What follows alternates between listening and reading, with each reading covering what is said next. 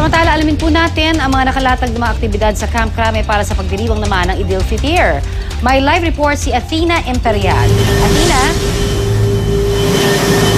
Yes, Connie, bilang panimula nga sa selebrasyon ng Idil Fitr ay kasalukuyang nagtatakbir mursal o yung praising ng ating mga kapatid na Muslim dito sa Camp Crame. Ito ay matapos ang Ramadan o ang Islamic Holy Month of Fasting.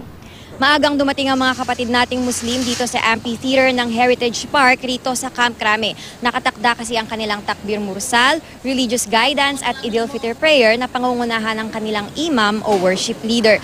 Pagkatapos ng takbir mursal at Idil Fitr prayer, magpapahayag ng mensahe at pagbati ang Director ng Police Community Relations Group na si Police Chief Superintendent Sunny Yanga David. Gayon din si PNP Chief Director General Alan Purisima. Pagkatapos nito ay magkakaroon sila ng salo-salo.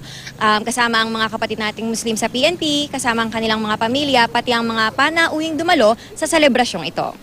Kami ay natutuwa na yung 1 month long fasting namin pag-ayuno sa buwan ng Ramadan ay nag-conclude na, no? At siyempre ang ating Philippine National Police ay naki-join din sa selebrasyon ng buong mundo. Masaya, napakaluwang sa puso na na-survive namin yung isang buwan ng pagsasakripisyo, isang panata bilang isang Muslim. Samantala ko patuloy pa rin ang kanilang takbir mursal habang hinihintay nila yung iba pa nating kapatid na Muslim na magse-celebrate ng Idil Fitr ngayong araw. At yan muna ang pinakahuling balita mula rito sa Quezon City. Eid Mubarak, Connie. Maraming salamat, Athena Imperial.